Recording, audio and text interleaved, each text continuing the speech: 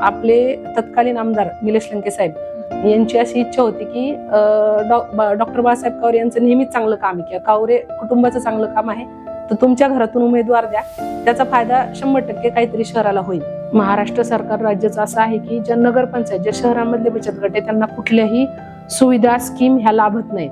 तर आमचा तो एक प्रयत्न आहे की त्या बचत गटांना आपण जेवढं जास्त कर्ज म्हणा किंवा जे काय सुविधा असतील, योजना असतील, त्या सरकारचे मिळवून देण्याचा प्रयत्न आम्ही जास्तीत जास्त करू. विरोधकांची भूमिका विरोधकांनी पार पाडण्यासाठी त्यांनी प्रयत्न करणार हे सगळ्यांनाच माहित होतं आणि ह्या गोष्टी होऊ नये, मानसिकरित्या आमच्या सगळ्या एकनिष्ठ नगरसेवकांना पण त्रास होऊ नये म्हणून आम्ही 11-12 दिवस सगळ्यांनी एकत्र राहिलो, सगळेजण एक कुटुंबासारखे. आणि त्याची पुढं एक निष्ठेची पावती म्हणून नेत्यांनी मला नगराध्यक्ष पदाची संधी दिली. शक्य तेवढ्या लवकरात लवकर पाणी योजना मंजूर करून घेतली पाहिजे याच्यासाठी आम्ही सगळ्यात पहिले पावलं उचलली. त्याच्यानंतर पारनेरचा DPR हे पण आम्ही पहिल्या वर्षापासून ह्या गोष्टी हातात घेतल्या होत्या. समाजाचं आपण देणं आहोत ह्या भावनेनेच आम्ही ह्या सगळ्या गोष्टी करतोय. याच्यामध्ये सगळ्यांचंच आम्हाला सहकार्य 100% आहे. नेत्यांचा आहे, आमच्या सगळ्या नगरसेवकांचा आहे. फॅमिलीचा पूर्ण सपोर्ट असल्याशिवाय एक महिला बाहेर नाही काम करू शकत. कुटुंब सांभाळण्यासाठी स्त्रीच पाहिजे आणि स्त्रीच कुटुंब चांगलं सांभाळू शकते असं म्हटलं जातं आणि ते खरं देखील आहे. जितक्या पद्धतीनं एखादी स्त्री आपल्या कुटुंबाला सांभाळू शकते ती तितकी मल्टीटास्किंग असते. तितकं मल्टीटास्किंग कुठलंही व्यक्तिमत्व नसतं हे खरं आहे.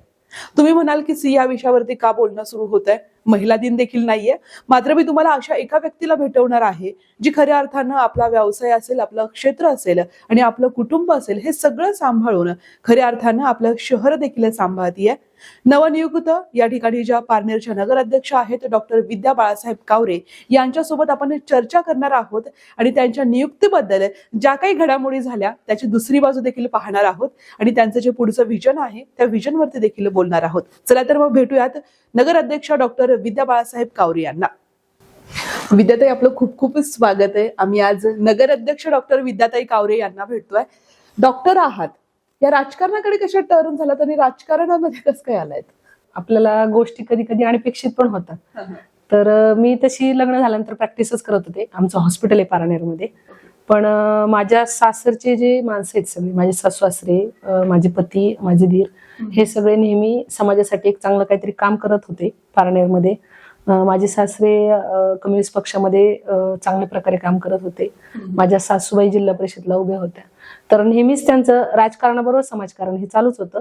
तर त्या अनुषंगानेच नंतर माझे जे पती आहेत डॉक्टर बाळासाहेब कावरे यांचा संबंध खासदार निलेश लंके साहेब त्यांच्याशी आला आणि त्यांचं काम पाहून त्यांनाही असं कुठेतरी वाटलं की ते जसं समाजासाठी नेहमी चांगलं काम करतात, तर आपण फक्त हॉस्पिटलमध्ये तर आम्ही नेहमीच करतो की पेशंटला जिथं शक्य तिथं आपल्याला मदत जेवढी, पण फक्त तेवढ्या पुरतं मर्यादित न राहता थोडंसं राजकारणामध्ये जाऊन आपण जास्त समाजासाठी काहीतरी करू शकतो.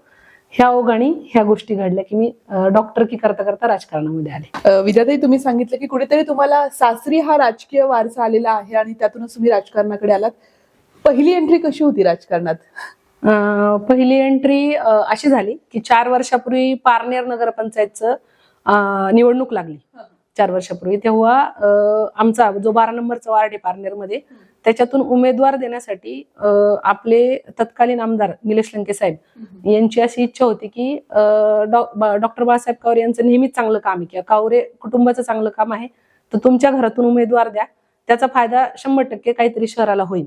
आणि या अनुषंगाने उमेदवारी पद माझ्याकडे आलं आणि मी त्या निवडणुकीमध्ये उभी राहिले. माझ्या सगळ्या कुटुंबियांचं सहकार्य, कारण की अगोदर माझे जे दीर आहेत ऍडव्होकेट गणेश कावरे आणि माझे पती डॉक्टर बाळासाहेब कावरे, ह्या दोघांचं आमच्या वार्डामध्ये नेहमीच काही ना काही चांगलं काम आहे की कोणाच्याही कोणत्याही गोष्टीला धावून जाणं वगैरे. ह्या गोष्टीचं फलित म्हणून त्या वार्डातल्या लोकांनी भरघोस मताने मला निवडून आणून दिलं. आणि याचंच एक उदाहरण म्हणजे तुम्ही तिथल्या वॉर्डच्या पहिल्या राष्ट्रवादीच्या नगरसेवक म्हणून देखील तुम्हाला तो बहुमान मिळालेला आहे. हो, कसं असतं प्रत्येक वॉर्डामध्ये एक समुदाय असतो किंवा एक गोष्ट असते की एक ठराविक पक्षाचे मतदार जास्त असतात. तर थोडंसं तिथं उभं राहताना असं होतं की जेव्हा कावरे कुटुंबातला एखादा उमेदवार उभा राहतोय त्यावेळेस चिन्ह न बघता त्यांनी आमच्या घराकडे किंवा आमच्या घराने आतापर्यंत जे काही काम केले त्याच्याकडे पाहून त्यांनी मला निवडून आणून दिला.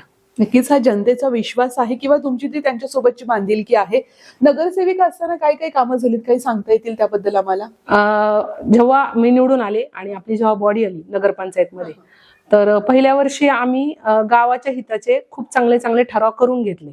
म्हणजे सगळ्यात महत्वाचं की सती प्रथा जी महाराष्ट्र सरकारने आता जो GR काढला, तर आमची पारनेर नगरपंचायत ही पहिली महाराष्ट्रीय नगरपंचायत ज्यांनी हा ठराव करून घेतला की सती प्रथा पारनेरमध्ये होणार नाही. ही पहिली नगरपंचायत आहे पारनेर ही. तर ती एक चांगली गोष्ट आम्ही म्हणजे एक स्त्रियांच्या बाजूची गोष्ट आहे ती करून घेतली. त्याच्यानंतर आम्ही पहिल्या वर्षी आपलं DPR असन किंवा आपली पाणी योजना, पारण्याचा जो सगळ्यात महत्वाचा प्रश्न आहे की पाण्याचा असा मूलभूत स्रोत नाही कुठलंच पाण्याला, असं कुठलंही असं कन्फर्म असं पाणी नाहीये, निश्चित पाणी नाहीये. तर त्याच्या बाबतीत आम्ही सगळ्यात पहिले पावलं उचलायला सुरुवात केली. कारण की आपले जे निलेश लंके साहेब आहेत यांचं हे नेहमीच म्हणणं होतं की आपण राजकारणामध्ये आपल्या लोकांनी निवडून दिले कशासाठी, तर आपण कामं केली पाहिजे लोकांची. तर पारनेरचा पाणी प्रश्न हा कायमचा आहे, दुष्काळी भाग म्हणूनच ओळखलं जातं पारनेरला. तर आम्ही जेव्हा बॉडीवर आलो तेव्हा त्यांच्या नेतृत्वाखाली त्यांचं सगळ्यात पहिले हेच होतं की तुम्ही पाणी प्रश्नासाठीची प्रोसेस लवकरात लवकर सुरू करा. कारण की याच्यातले टेक्निकल प्रॉब्लेम जे काय डॉक्युमेंटेशन वगैरे या गोष्टीला वेळ लागतो, पण आपण शक्य तेवढ्या लवकरात लवकर पाणी योजना मंजूर करून घेतली पाहिजे याच्यासाठी आम्ही सगळ्यात पहिले पावलं उचलले. त्याच्यानंतर पारनेरचा DPR हे पण आम्ही पहिल्या वर्षापासून ह्या गोष्टी हातात घेतल्या होत्या. कारण की डॉक्युमेंटेशन ही खूप मोठी प्रोसेस आहे गव्हर्नमेंट मधली. आता आम्ही याच्यात काम करतोय, आम्हाला ती गोष्ट माहीत व्हायला लागली. तर याला एकच आहे की आपण जास्तीत जास्त फॉलोअप घेऊन त्या गोष्टी करणे, जे त्यांचे काय असते डॉक्युमेंट पुरती. मग आम्ही त्या पहिल्या वर्षापासून त्या गोष्टी केल्या. त्याच्यानंतर ड्रेनेज लाईन असतील छोट्या छोट्या गावातल्या, जे महत्वाचे रस्ते आहेत त्या गोष्टी, आणि महत्वाचं म्हणजे पारनेरमध्ये पाणी पोहोचवणं किंवा एक पाण्याचं नियोजन जे असतं ते आमचे जे पाणी सभापती आहेत त्यांनी 4 वर्ष आतापर्यंत खूप प्रामाणिकपणे खूप प्रॉपर केलेले आहे. नक्कीच मी डायरेक्टली तुमच्या नगराध्यक्ष पदाकडे नाही आली की जेणेकरून आमच्या प्रेक्षकांनाही लक्षात येईल की प्रवास कसा सुरू झाला. एक डॉक्टर जेव्हा एका मोठ्या पदावरती बसते. आपण आता नगराध्यक्षकडे येऊयात. ज्या पद्धतीने नगराध्यक्ष पदाची निवड झाली आहे तो बहुमान तुम्हाला मिळालेला आहे. मात्र तो घटनाक्रम काय होता, बऱ्याच बातम्या ऐकायला मिळत होत्या, पारनेरमधनं अनेक घडामोडी समोर येत होत्या. मात्र आज खुद्द आपण नगराध्यक्षांकडनंच तो पूर्ण घटनाक्रम आम्हाला जाणून घ्यायचा आहे. ती एक बाजू जाणून घ्यायची की ते नेमकं कशा पद्धतीने सगळं जुळलं. आत्ताची जी दिवाळी झाली त्या दिवाळीनंतर एक 27 तारखेच्या आसपास दिवाळीनंतर हा घटनाक्रम चालू झाला.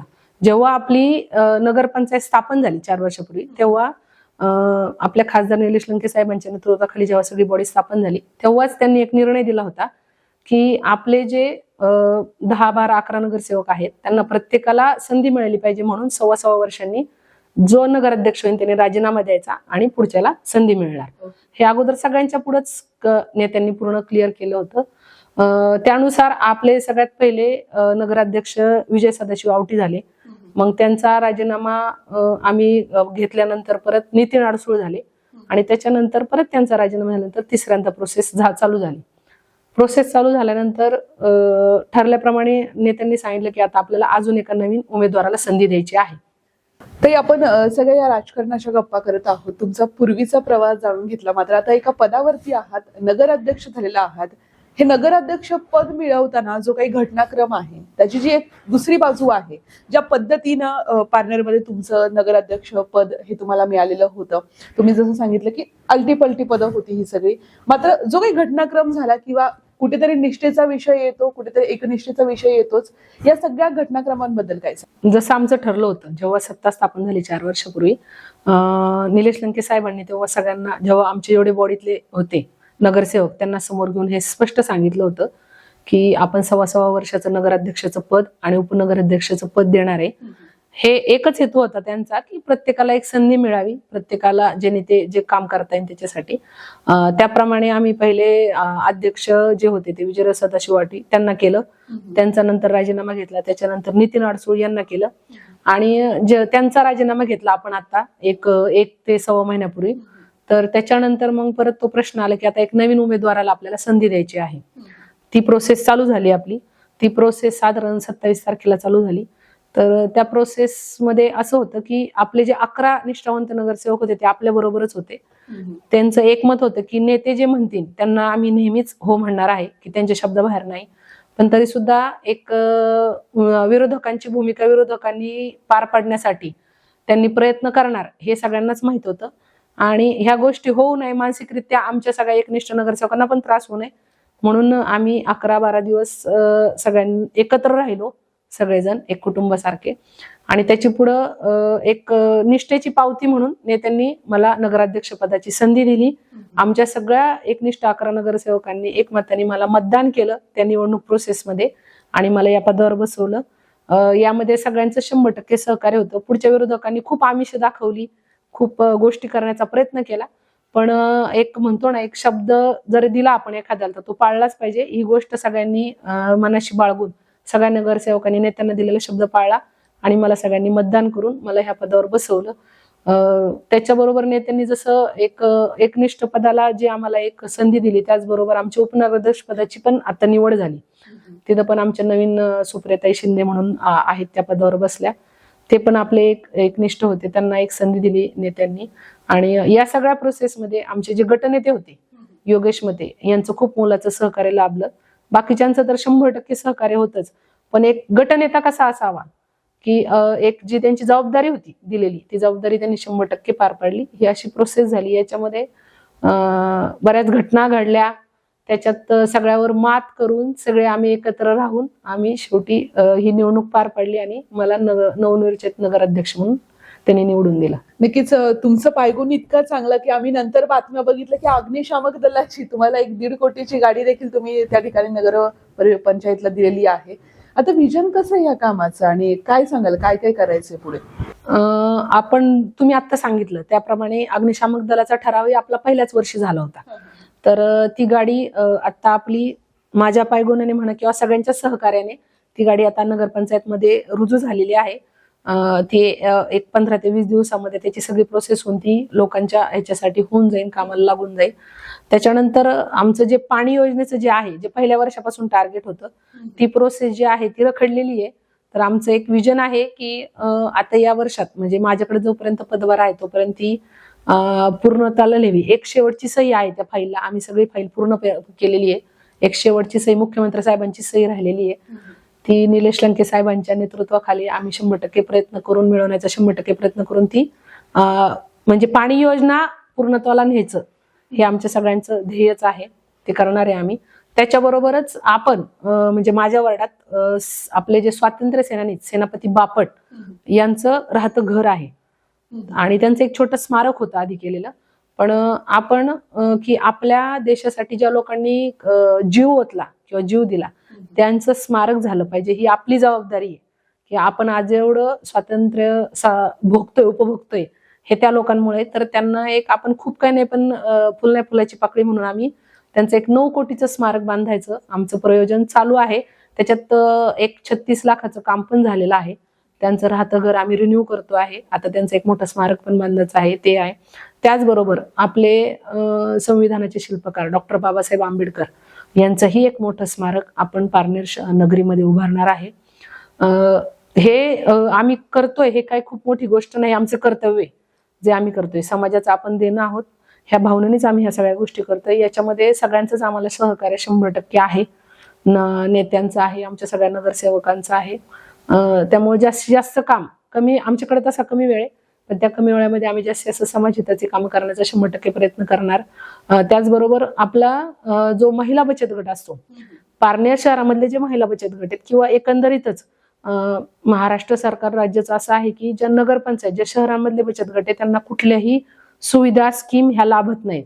तर आमचा तो एक प्रयत्न आहे की त्या बचत गटांना आपण जेवढं जास्त कर्ज म्हणा किंवा जे काय सुविधा असतील, योजना असतील, त्या सरकारच्या मिळवून देण्याचा प्रयत्न आम्ही जास्तीत जास्त करू. नक्कीच म्हणजे ज्या काही तुमच्या विजन्स आहेत ते अत्यंत क्लिअर आहेत. ते तुम्हाला सगळ्याच गोष्टींसाठी काम करायचंय.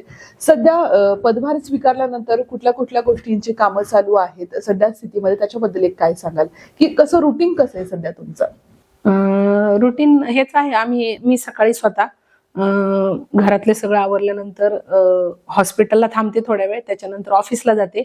ऑफिस जी काय कामं असतील म्हणजे आपल्या जन्ममृत्यूच्या दाखल्यापासून, रहिवासी दाखल्यापासून, कारण हे पण खूप गरजेच्या गोष्टी आहेत.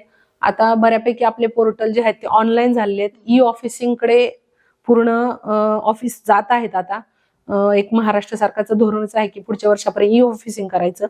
तर त्या थोड्या किचकट प्रोसेस आहेत. तर त्या सगळ्या गोष्टी समजून घेऊन अधिकाऱ्यांना पण ह्या नवीन गोष्टी आहेत, सगळे जे कर्मचारी वगैरे आहे तर आम्ही सगळेजण एकमताने सगळे काम करून ज्या ज्या गोष्टी लोकांना सोयीस्कर झाल्या पाहिजे, की लोकांचं काम नाही अडलं पाहिजे, त्याच्यासाठी मी ऑफिसला जाते. तिथे जे जे काही प्रॉब्लेम येतील ते आम्ही बसून सॉर्ट आउट करून आम्ही लोकांना जास्तीत जास्त काम वेळेत पूर्ण करून देण्याचा प्रयत्न करतो. या पदावरती आल्यानंतर काही बदललायत का, काही बदल झालेत का तुमच्यामध्ये? कारण आता एवढं मोठं पद आहे आणि ह्या सगळ्या गोष्टी आहेत. एक मानवता म्हणून विचारत आहे की बऱ्याचदा पद मिळाल्यानंतर माणसांमध्ये बरेच फरक होतात, मात्र तुमचं कसं आहे त्याबद्दल एक काही सांगाल? तर माझ्यातला बदल माझ्यापेक्षा दुसरे सांगू शकतात, पण मला तरी वैयक्तिक असं वाटत नाही की बदल झाला आहे. कारण की बदल कधी होतो की जेव्हा अचानक गोष्ट ते आहे की समाजामध्ये तुम्ही अचानक काम करायला लागले तर तो बदल होऊ शकतो. तर तसा विषय नाही, कारण की मुळातच मी डॉक्टर आहे. तर समाजाशी माझा पहिल्यापासून संबंध होताच, की लोकांचे एखादा पेशंट जेव्हा आपल्याकडे येतो की बाबा मला पैसे नाहीत माझ्याकडे, मॅडम तुम्हाला फी द्यायला, तर ती कळकळ आम्ही पाहिलेली आहे की काही काही लोकांना त्या गोष्टी पण नसतात, तर त्या समजून घेतो की काहींची परिस्थिती पण नसती. तर त्या गोष्टी आम्हाला माहित आहे. तर काम करताना आम्ही बदल हाच करून घेतलाय मी तरी वैयक्तिक, की कुणीही जरी आपल्याजवळ कुठलीही गोष्ट सांगायला आलं किंवा आपल्याला मदत मागायला आलं तर आपण त्यांना जेवढी शक्य आपल्याला जेवढं शक्य त्या परीने आपण मदत करणे, एवढाच काही मी बदल करून घेतलेला आहे माझ्यात. नक्कीच हा खूप सकारात्मक असा बदल आहे. आणि असं म्हणतात की सत्ता हवेत जाते, म्हणून मी तुम्हाला तो प्रश्न विचारला होता. एका कुटुंबाकडे आपण येऊयात, कारण की आता एक राजकारणात तुमच्याकडे एक मोठं पद आहे, ते जबाबदारी देखील खूप आहे. मात्र एक स्त्री आहे आणि स्त्रीला कुटुंब देखील तितकं सक्षमपणे सांभाळावं लागतं, कारण आपण पत्नीही असतो, आईही असतो, सूनही असतो, लेकही असतो. ही सगळी जी पदं आहेत ती पदं कशी सांभाळण्यासाठी न्याय देत आहे? हा, हे आहे की ही खूप तारेवरची कसरत 100% आहे. पण मी एक सांगन की आपण म्हणतो जसं एक यशस्वी पुरुषामागे एक महिला असते, तसं एका यशस्वी स्त्रीच्या मागे तिचं अख्खं कुटुंब असतं. कारण की जेव्हा कुटुंब तुम्हाला आधार देतं किंवा सहकार्य करतं, त्याच वेळेस एक महिला बाहेर जाऊन काम करू शकते. कारण की आज माझं तसं जॉईंट फॅमिली आहे, आमचं एकत्र कुटुंब आहे.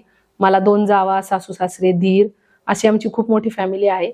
तर मी जरी घरात वेळ देते नाही असं नाही, पण तो काय एवढा पुरा वेळ नसतो. मला ह्या कामानिमित्त ह्या पदामुळे बाहेर जावं लागतं. तर तशा वेळेला माझ्या जावा, माझे सासू हे 100% खंबीरपणे माझ्या मागे उभे राहतात.